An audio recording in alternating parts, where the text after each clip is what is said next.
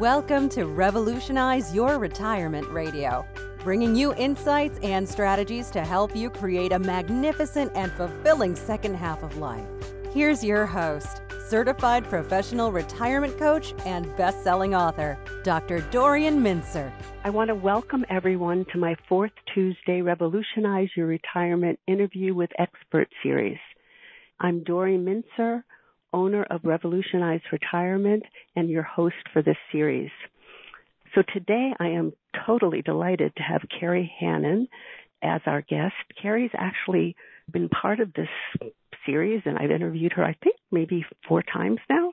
She's so prolific in her writing that I try to honor her, and she has so much to share. So I am really delighted that Kerry's here again. We were just reminiscing at the beginning. We've known each other for a lot of years now, and it's fun to stay connected. During the pandemic, it hasn't been in person, although in the past, and hopefully again in the future, it will be in person. Kerry Hannon is a workplace futurist and a leading strategist on career management, entrepreneurship, personal finance, and retirement. She's a frequent TV, podcast, and radio commentator and is a sought-after keynote speaker at conferences.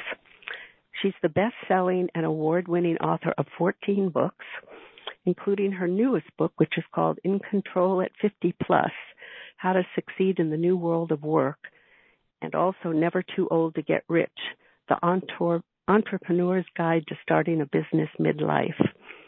The #1 bestseller on Amazon and selected by the Washington Post for its Book of the Month Club.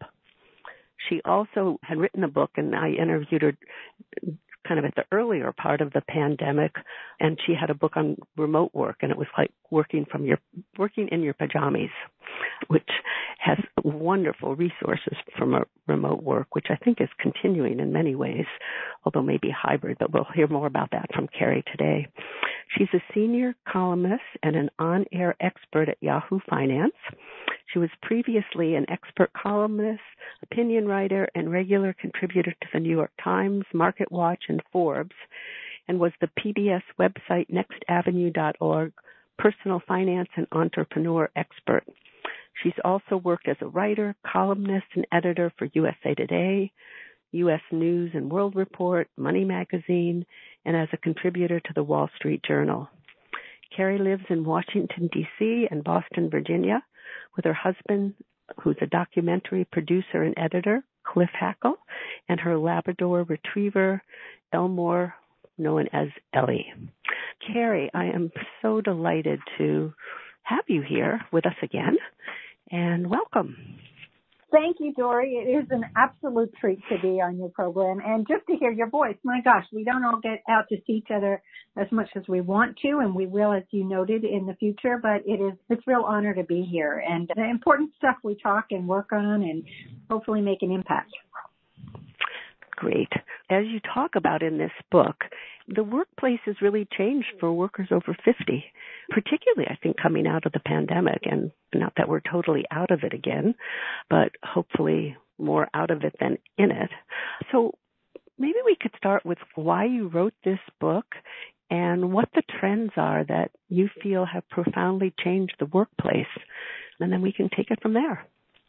Yeah, absolutely. This is, Dory, I took a look at, in the book, In Control at 50 Plus, I really took the time to dig down and find what really is emerging from what we all went through in the pandemic. And you're correct, we're not completely out of it, but we could definitely make note of some fundamental changes in the workplace that are here to stay.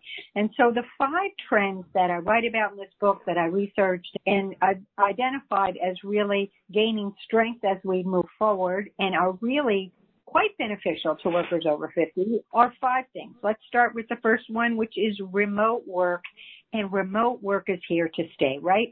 Now, remote work had started pre-pandemic. There's no doubt about that. But younger workers in particular who are true digital native, they had begun asking their employers for this or the hiring managers and saying they realized they could work from anywhere. But for most of us, you had to beg your supervisor or your manager to let you work from home. It was a big perk.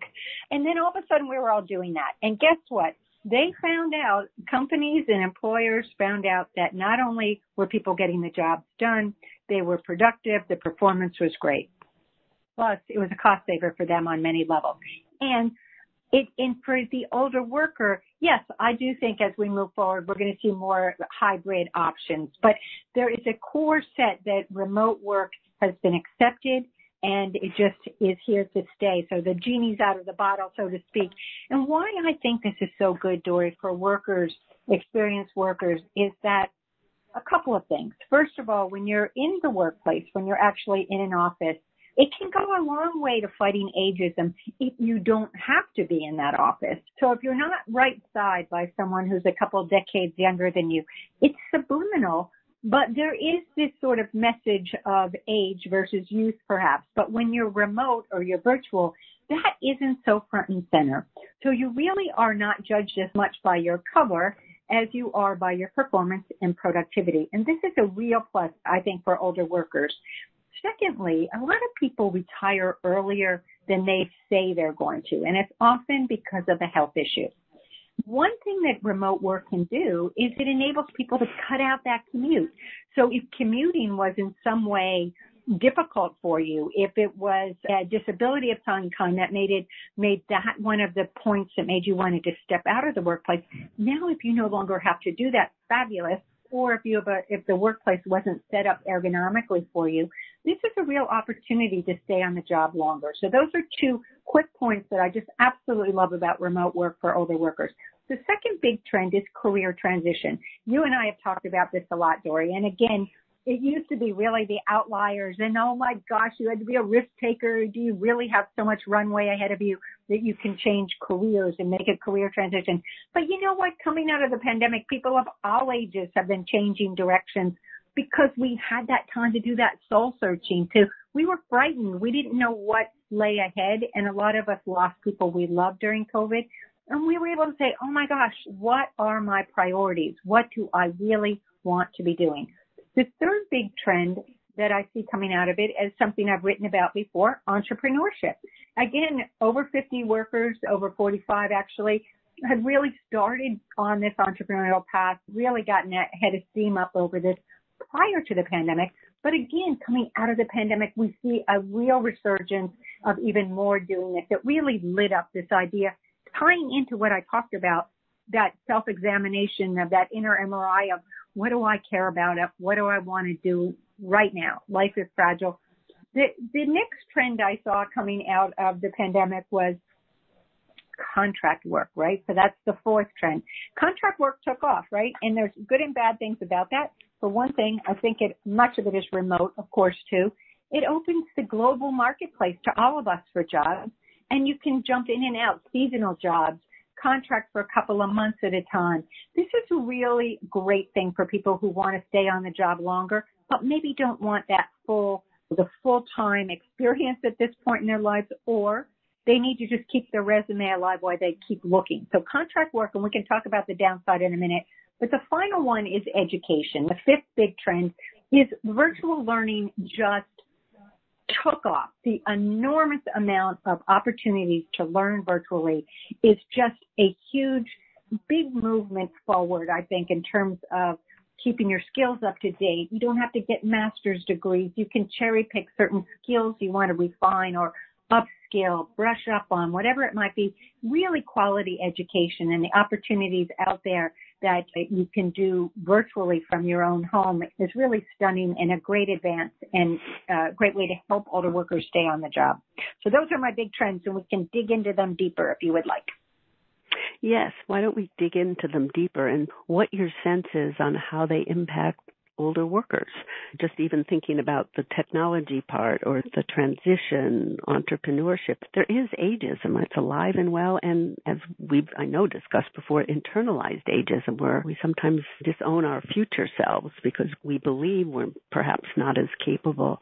Can you just talk more about the impact, the pros and cons for older workers in these different 5 arenas?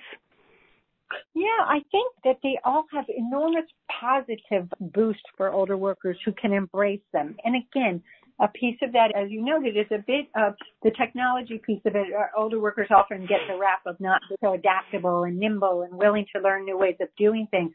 But it's easier than ever to do that. And there's even learning platforms get set up. That is, you're taught by teachers and professors who are over 50 teaching you. It's primarily for people over 50. So if you don't have to be embarrassed. You can, no question is off limits. And so I think we see more of this kind of learning platform out there. And also the ability, as I mentioned, with the ability to learn, just piece out certain skills. So you don't just sign up for big programs or take a huge time zap in order to go somewhere in order to add these skills. And the other interesting thing about the remote angle and the virtual nature of what we can do nowadays is you can form these almost, if you're looking for work, these job search groups informally online, whereas it used to be you had to make a point of connecting in person over coffee, which is still a great thing, or lunch, whatever. But if you can get a little group of people together who are also in similar situations as you are, you can help keep each other accountable to the job search, to finding, to networking, meeting new people. And Dori, not to put a huge plug in for career coaches, but I happen to be a huge fan of them.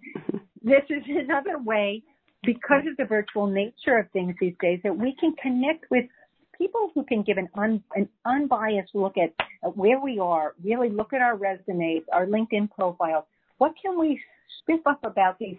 And you don't have to even be in your hometown. It can be a coach that you connect with for virtual meetings or phone meetings. And I think this is hugely successful and a great ingredient for people who are looking for work at this stage. Is your friends and family, they really care. They do, but they don't want to hear about it every day. And they're also maybe not going to ask you the tough questions that you need to ask yourself when you're looking for what's next for you and how to take control of your working life when you're over 50. These are questions that it's really nice to have a sounding board who you can work against and can ask you some of those probing questions. And Dori, I will add one of my favorite questions that you told me you ask your clients, and is what role does finances play in this for you? So at this stage in life, it matters if you're looking for work, what you need in terms of pay and what you're looking for, because it can really narrow your choices. But if you do your financial homework and really get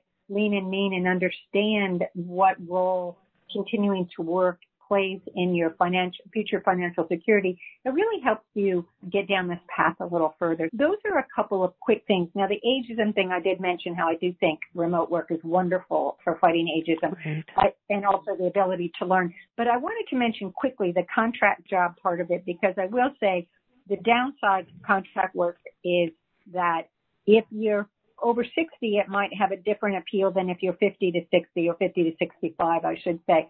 If you still are looking for an employer-based health care program or employer retirement savings opportunities, when you're a contract worker, you don't have that. They're not paying you benefits. It's great for employers. They love it.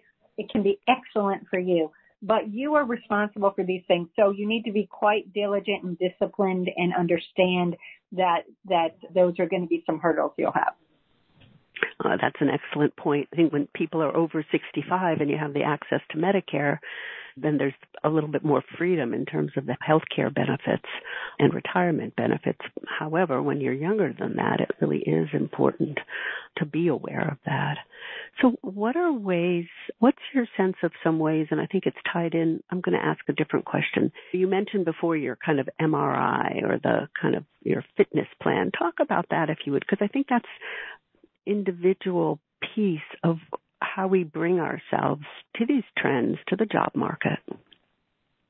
Yeah, I'll talk about two aspects of this story. And the one thing has been my mantra for some time now is Kerry's fitness plan. And I actually think this is good for anything we do in life, but it's especially good if you're over 50 and you're looking for work or trying to get some direction in what you want to do, because this can be a stressful time. And a lot of individuals did actually, during the pandemic, retire early, or they took up an early retirement package, or their jobs went away, right? And then this year, thanks to a crazy stock market and the inflation situation, People have stepped back into the workplace. So we see people unretiring, and they're seeking about, they've had to do that inner soul searching about, they've had a chance to take a breath and say, okay, what it is do I really want to do? In order to get to that space, when we talked a few minutes ago about ageism, which this is part of what you face when you get out there and you're looking for opportunities, is if you can be, and people will say, should I get Botox or dye my hair when seeking that fountain of youth? But truthfully, if you can get physically fit, and I'm not saying bench pressing or running fast miles or body shaming people, you can be any physique, any kind of whatever, however you are. But if you can eat with an eye on nutrition and have a sense of vibrancy that comes from a degree of physical fitness, it gives you this energy. And I encourage people to build in some program into their daily regime or their weekly regime that keeps you accountable. I walk my dog a couple of miles a day, but that doesn't have to be what everyone, you might swim, you might have a yoga class, whatever it might be, but have something that helps you move your body and feel engaged, because when you're physically fit, people don't know what it is, but they want to be around you. You have this energy, this positivity, this can-do spirit, and I'm not saying it's wiping away the wrinkles. That isn't going to happen, or the gray, but it's going to give you this energy and this vibe that is fantastic. So I encourage that. The second piece of my fitness program is, which I alluded to there a minute ago, is financial fitness. At this stage of life, when you're looking for what's next, if you can be lean and mean so you don't have debt hanging over your head, it gives you choice. Money is the biggest stumbling block, whether you want to start a business or you want to change careers to go in a new direction. You'll probably need to take a pay cut. If you start a business, you might not pay yourself initially, or you may need to invest in your business, or if you're career changing, you may very well start at a lower salary than you were before until you build up your expertise. If you can pay down any big debt, because this is a process, it doesn't happen overnight, but if you can really do the budget, people hate to do a budget. You go, ugh, but if you can really sit down, look at the numbers, talk to your partner, whatever it might be, what are the parameters here? Can you pay down some of those debts? Maybe not right this minute, but can you move somewhere where the cost of living is a little bit less? Can you downsize your home? I'm not saying to do that right now. The economy isn't an interesting place for trying to make big changes like this, but it's worth taking that time to get financially fit. The third piece is spiritual fitness, and that's really not religion, but it's having, again, yoga, tai chi, some sort of meditation process, something that is your place to go to find a center, to quiet things down. Those three things, those three fitness aspects, I think can come together to give you that pause, that place to start from. The other thing I like about, and actually I learned this from you, Dory, and I like this a lot, is taking time to do some of these exercises if you're not sure exactly what it is you're good at or what you like to do, to really take the time to out all kinds of different jobs you've had in your life. And what did you learn from those? For me, I sold Avon when I was younger, and I was terrified because I was very shy. But what I take away from that experience, and we did knock on doors then, is that it was so uncomfortable for me to sell. But the fact is, once I made that human connection with somebody, it was like a high. And that little human connection I've carried with me throughout my career. Every job I've had has involved, I realize that's my secret ingredient that makes me want to interview people, to speak on stages and meet people in that way, or even talking like we're talking. The human connection is super powerful, but I can trace it back to that job. So I'm going to stop there briefly because I would love to hear your thoughts on that for a minute, because I think that is really a great exercise for people to find those things. Oh, I definitely think it is. I really like people to really write down all the skills and really break it apart, going way, way back.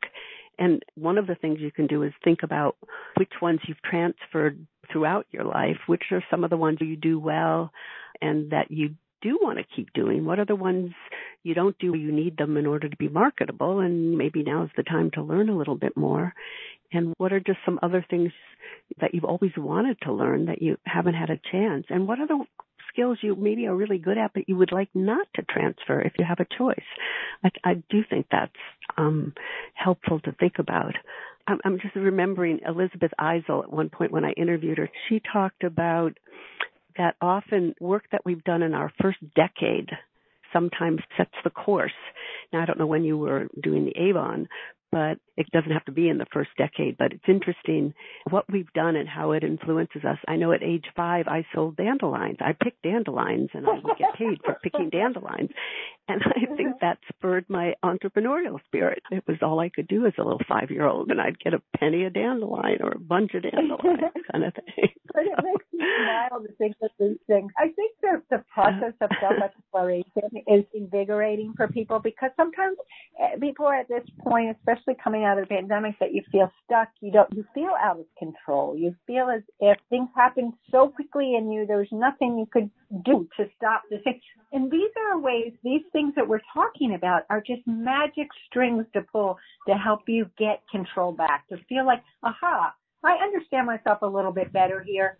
And what do I want? I encourage people, if they're looking for work too, that say, at this stage of our life, first of all, nothing's forever. This is like a patchwork quilt. Whatever you decide you're going to do, it's not linear like your other career was. It doesn't have to be at any rate. Right. So when I went back and I wrote a book called What's Next? Follow Your Passion and Find Your Dream Job. And when I went back and interviewed those people, they had made big career changes after 20 years of doing something. I went back when we turned it into a paperback and a hardback, and a third of them had moved on to doing different things. Nothing's set in stone, so you just have to take a jump, take a risk, try something new, and test it out if you can. If there's a way you can job shadow somebody or do an apprenticeship, there's more and more of these internship programs looking towards the older workers. Not enough, I know that, but they are starting to percolate up. But again, it's steps you can take to feel in control. The other one I like is younger people, and I was just talking to my niece about this, they like to scattershot, send job resumes to all kinds of places. 20, 30, 40, sending out lots of resumes is something they just do, and they think that works for them. But at our age, that does not work. It really is asking yourself the question first, where do you want to work? What kind of nonprofit or for-profit, whatever it is, has a mission that you believe in, that you would be really proud working for that company, that their service or their good whatever product they make is something that really matters to you. This is a time in life to do work that is meaningful on lots of different levels. I encourage people to hone down their job search by looking at companies that they admire. And when you send out resumes to 10 companies versus 30, and again, you and I can talk about this more. It's your network, right? Networking is one letter away from not working.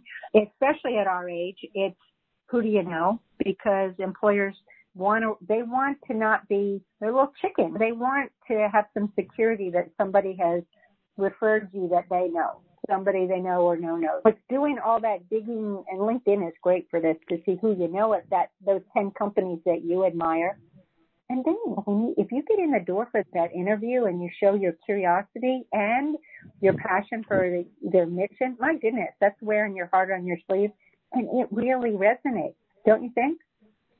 Oh, I definitely think so. I think it's like you bringing your whole self, authentic self, to what you're doing. And I think doing the research, thinking about why you admire certain people or certain companies. You talk in your book, too, about it's not just for a business that you want to create like a mission statement and a vision statement, but we need to do it as an individual. Maybe talk a little more about that, too. Yeah, Dory, that is so true. Everyone thinks of, this company's got their highfalutin mission statement or the nonprofit does, and that's all fantastic.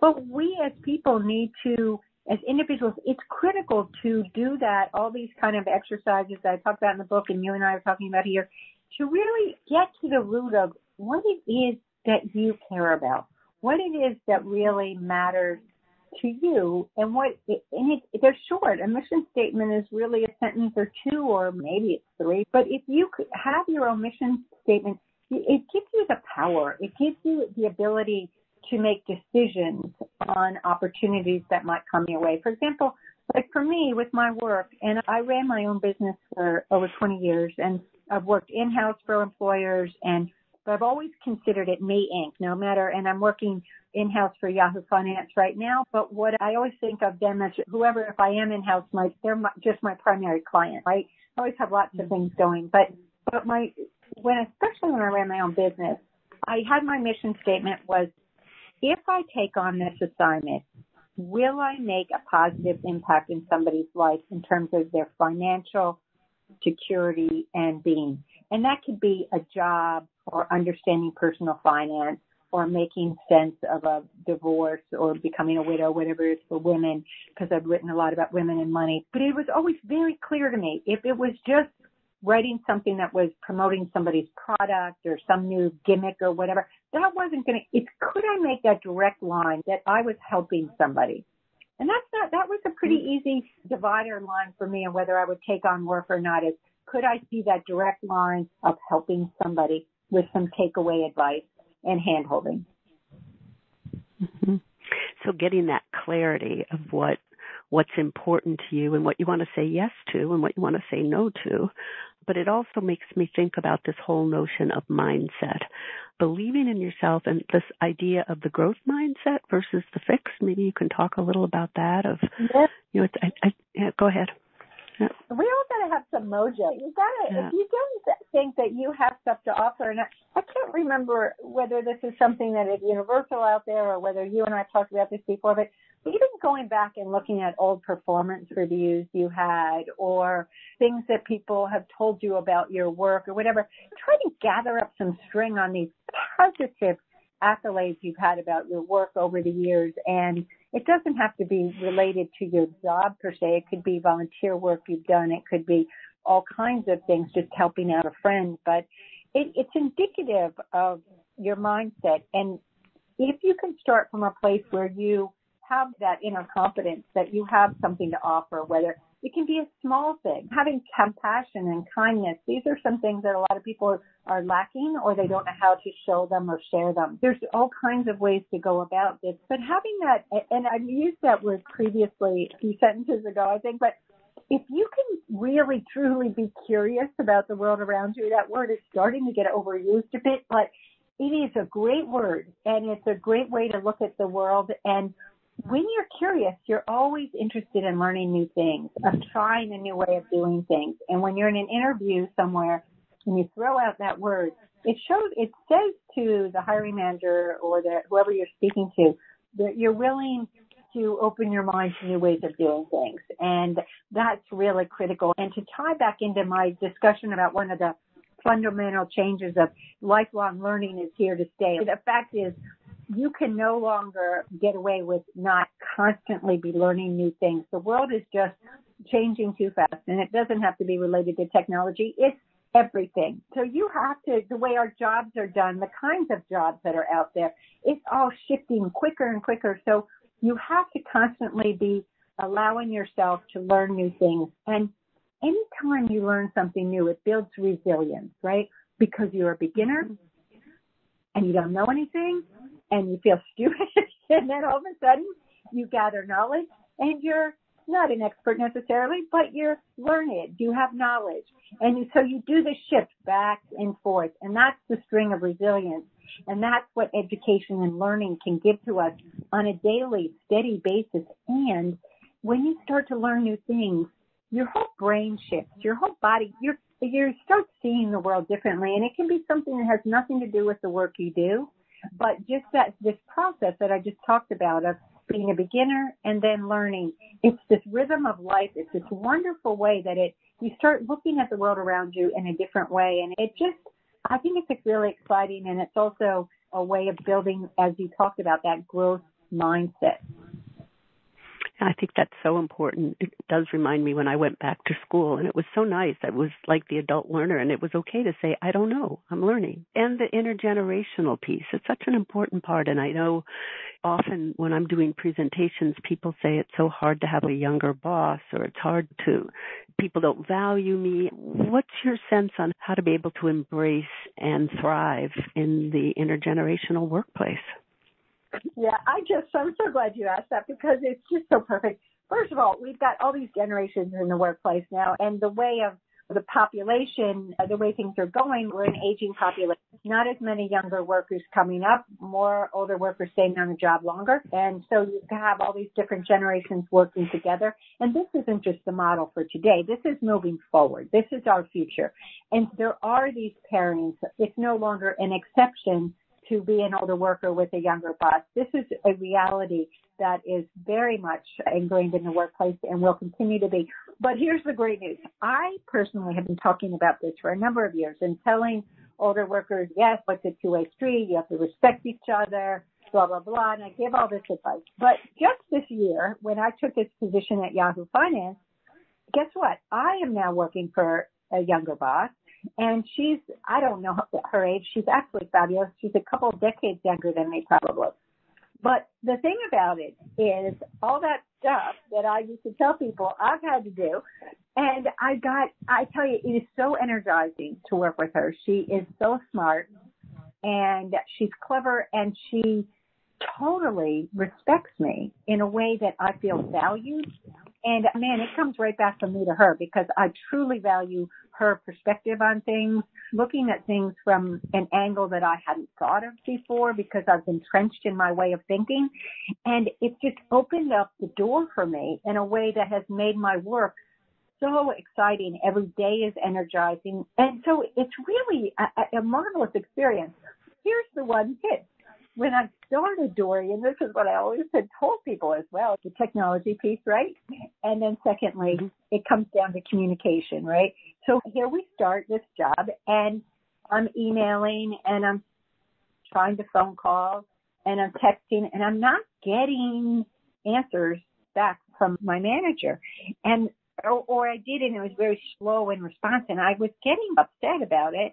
And I thought, what the heck? And then it dawned on me that she did all her correspondence with her team on Slack, which is what Yahoo has as their internal communication system. I had never worked in Slack, so technology new to me. And as soon as and it's not hard to do, but as soon as I realized that, then no problem. Seamless communication. Brilliant. But it took me like 2 weeks to figure this out. And I could have really solved this issue of my inner turmoil if I had simply asked her, how do you like to communicate from the beginning? But I didn't. Just assumed she would do it the way I did, which was I tend to do text or email. And then the last piece story is that I'm a writer, right? And so they write she said, we use Google Docs. And I said, oh, that's fine, but I work in Word. And she said, no, I don't think you understand. We work in Google Docs. Another new skill.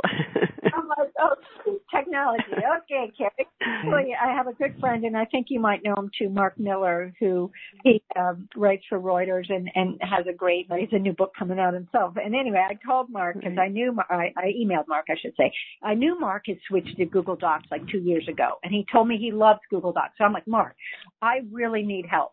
And he's, no problem, screen share. And he just did this tutorial with me.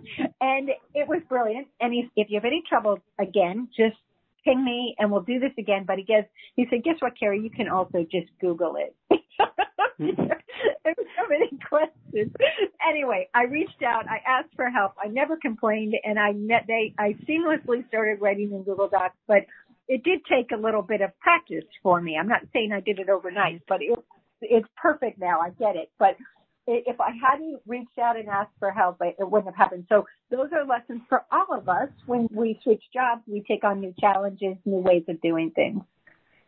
I think that asking for help often can be such a difficult thing. I think it's hard for men and women. I'm not going to put it in a gender thing at all, but I think asking for help, it somehow seems if you ask for help, it's a weakness when in fact it's a strength. But you're absolutely right. You can Google almost anything now, and on YouTube there are instructions for pretty much everything. But so what about, and then I want to start having a few of the questions that are coming from people. I know some people on the call have the added situation that they've been retired from their job. It wasn't necessarily their choice. Any thoughts, help on, because that can feel demoralizing, and to be out there that you really weren't expecting necessarily to be out there, and to try to think about the what's next and what do I have to offer. Any thoughts for people that have that added layer of whether it have been mergers or acquisitions or just laying off people? Yeah, no, you're right about not feeling in control, right? That's the ultimate sort of when it wasn't your choice. But the best thing you can do is really, as we like to say, just one step at a time. It can be overwhelming if you look at this whole big picture of what do I want to do next. And again, I think I alluded to this at the beginning. Nothing has to be forever. You just have to get started on this path.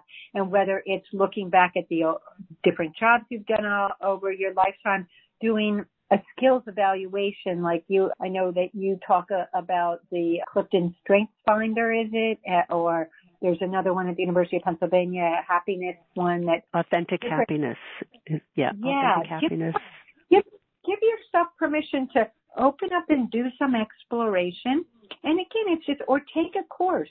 Take one course. You don't have to get a certificate in anything. See if you like it. Does that really interest you?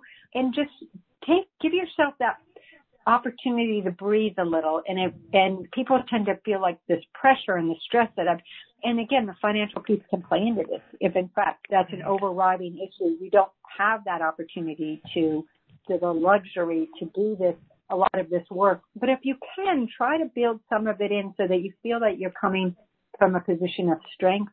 You've narrowed down your own self of where you might like to work. You've thought about who do you know of who work at some of those places that might be able to make an introduction for you or at least walk your resume down the road.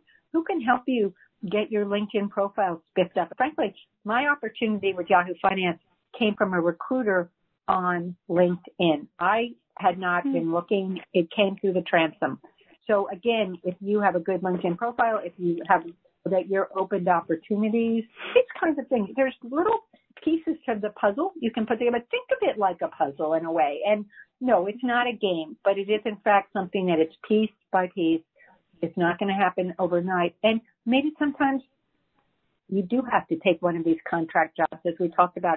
There are enormous amount. The global marketplace is opened up to us now with virtual opportunities. Take something to keep your resume alive, and you may find something that grows into a full-time job right there, even if it's a placeholder for you right now.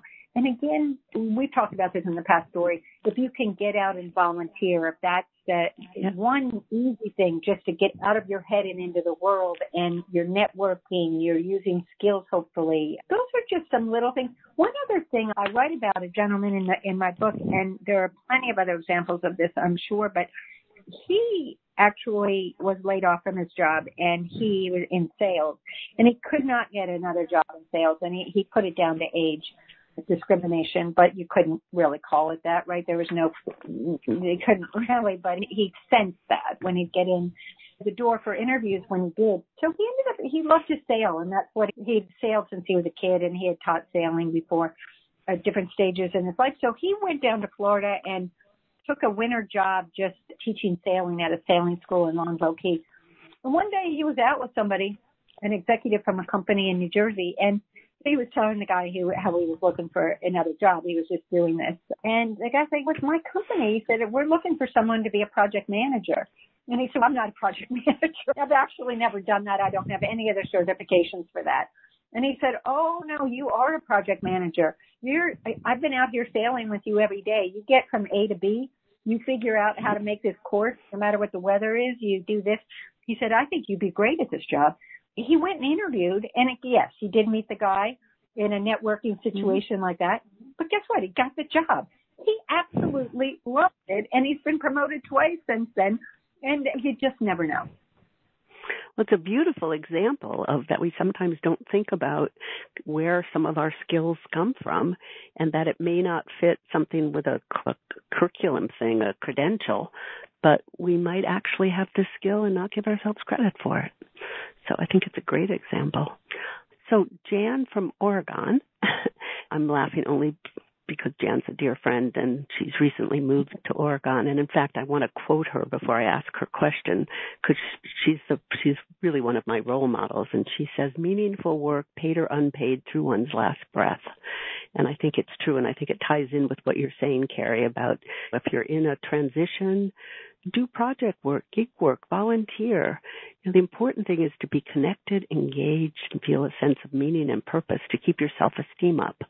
And it's important to think about that. But the question Jan asks it ties into when you were talking about the importance of lifelong learning and education. She wonders what changes are needed in the structure of higher ed in order to support the ongoing skills for the kind of ongoing skills that older workers need to keep up with the needs of the job market.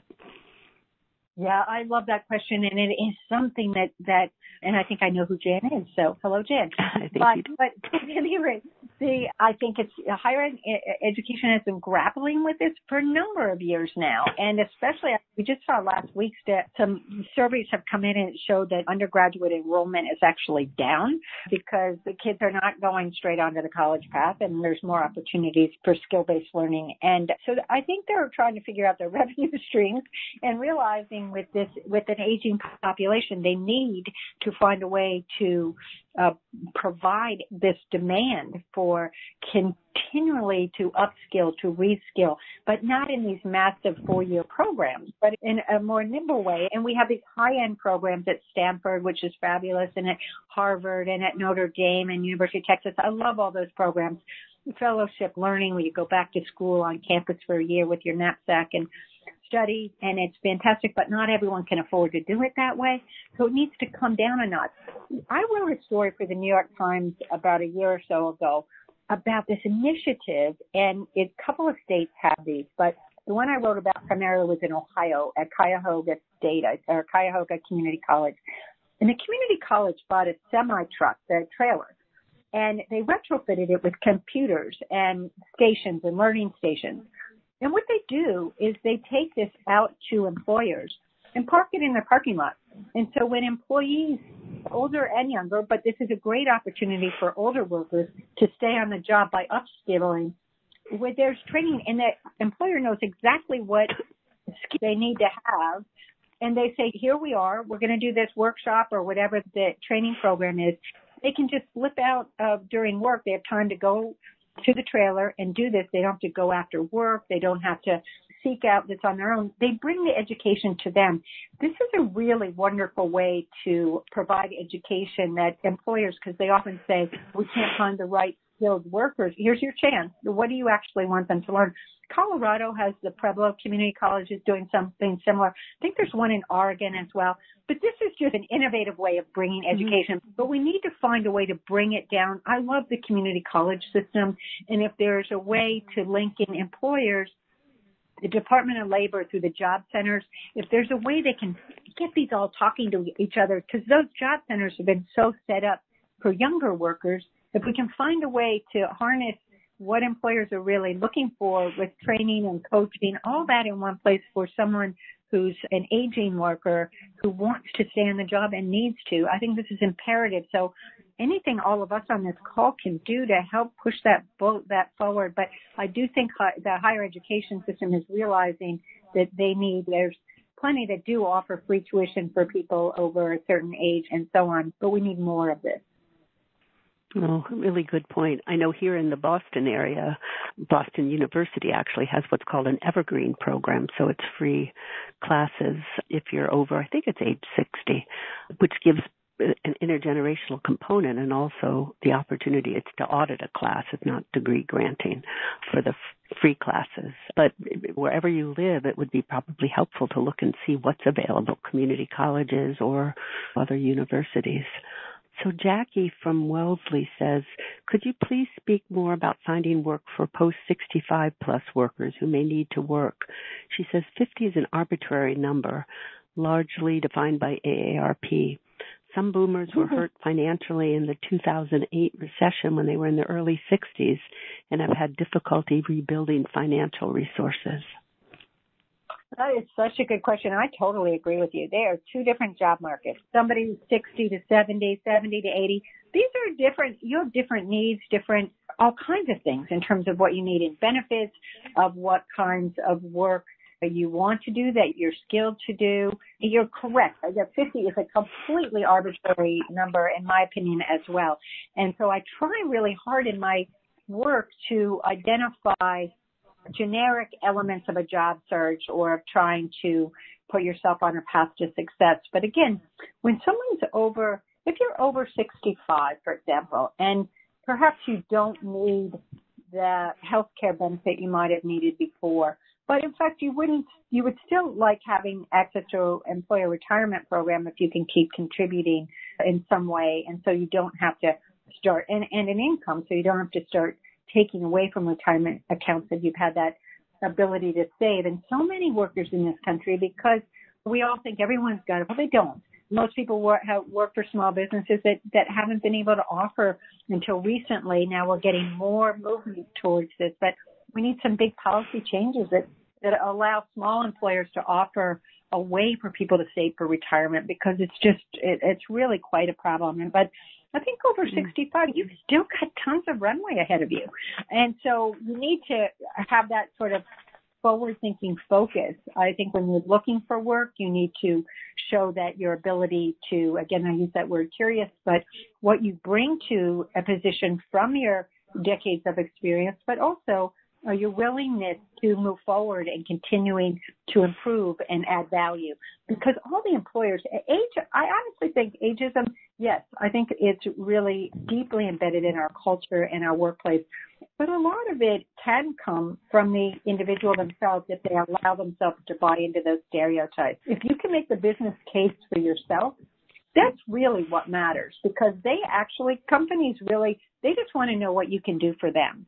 If you can prove that you can add value, that can go a long way. So she goes on to ask another question and give some wonderful examples, because it sounds like her work history. I'll just ask a little bit more or make some comments from hers, because I think they're nice observations too. She says, by the way, I think everybody wants to work part-time and maybe already does work part-time, even if full-time. You might want to comment on that. I have difficulty on how to position myself now. And she goes on to say, I'm not interested in managing people or the, quote, big job. Did her MBA at 50, worked 20 years in financial services. Before that, nearly a decade in higher ed at director level, practiced real estate, done some admin assistant jobs, but that doesn't seem to be the answer.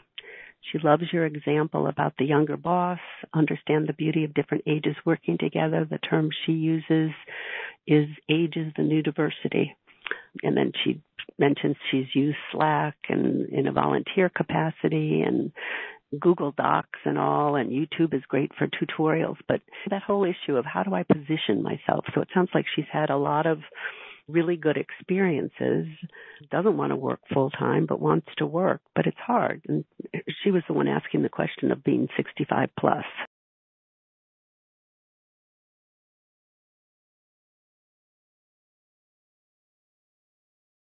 Figured out how to make it work for them and they love the idea of a part-time contract worker, believe me. And again, if you're working virtually and remotely, I do think you have a leg up at a certain age that is really what you bring to the party more than anything. It's not so much that they need you to be the corporate champion and onboard you in the same way they would a younger worker where they want the loyalty. But what happens is you do have loyalty. That's what we all have more than that's sort of one of the things that younger workers, now that they're digital nomads, with the ability to to have a global marketplace and to work remotely, they are jumping jobs faster than ever. They've always changed with younger workers, and I know I used to change every 5 years, but they're changing faster than that now because they see another opportunity. The labor market is still fairly tight, so that's been a selling point for them if they to grab a higher salary.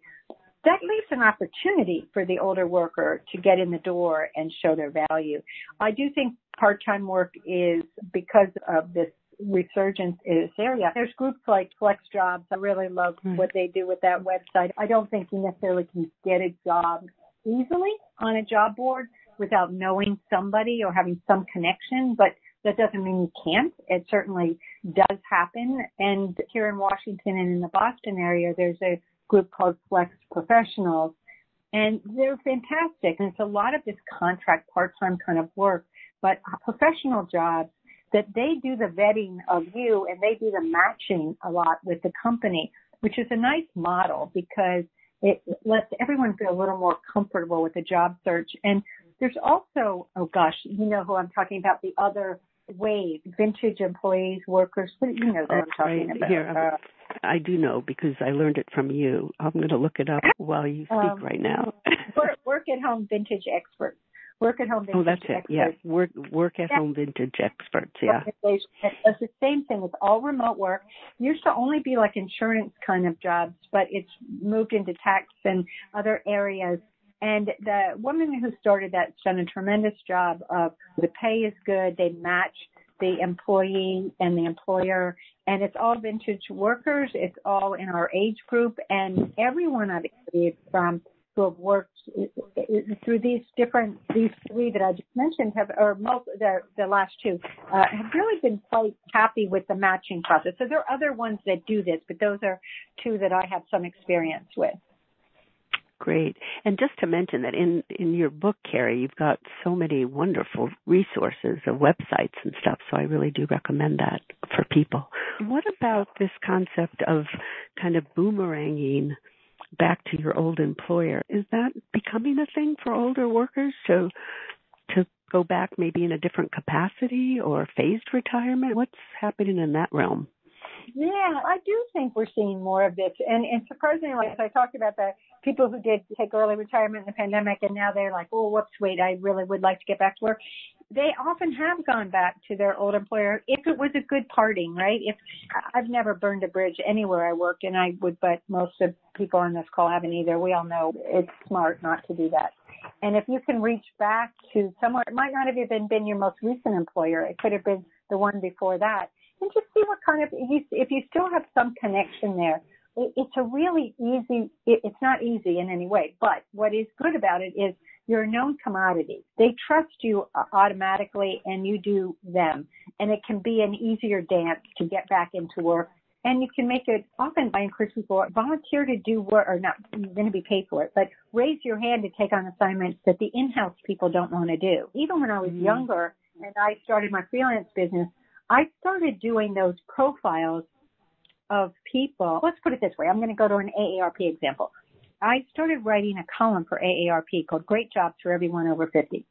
And the reason why they asked me to do that job is because nobody else there wanted to do it, because you had to find people to illustrate these jobs. And it's hard to find people to profile who illustrate these jobs. And I was like, hey, I like meeting people. I enjoy the hunt to find good people to use as examples. I said yes. I got an opportunity because it was something someone in health didn't really want to do, and they had enough on their plate as it was. I had the same experience as a contract worker at U.S. News and World Report. After I had left there, I went back as a freelancer, as a contract worker, and did all those profiles for 3.5 years of people who changed careers from something they had done 20 years ago, and wrote that book, What's Next, out of it, because no one on staff was interested in doing that. If you can find where the chinks are, where the holes are, go after that.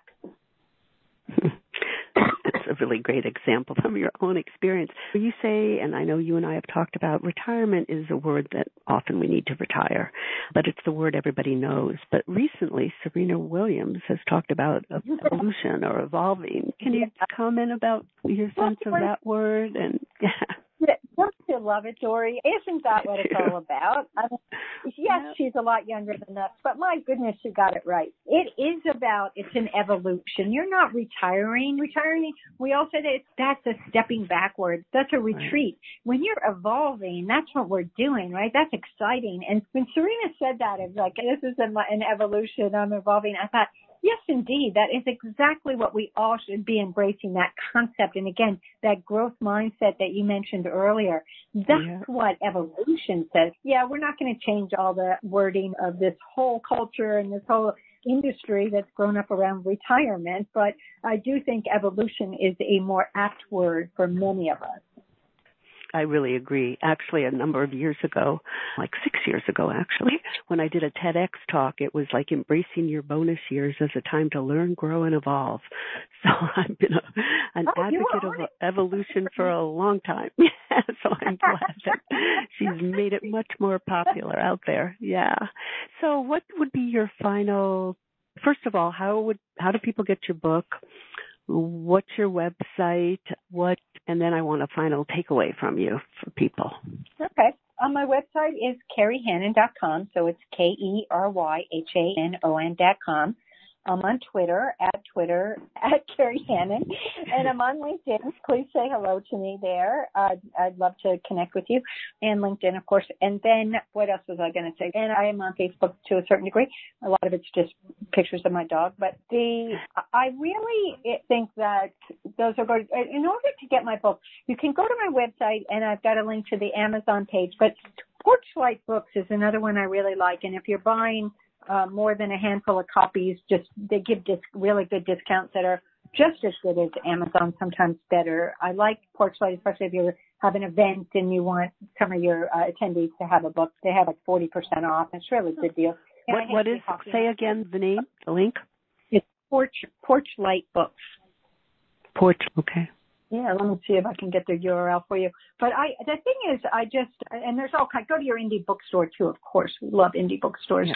But I love all my books, and this particular one, it's porchlightbooks.com. Just search Kerry Hannon, Control at 50 Plus.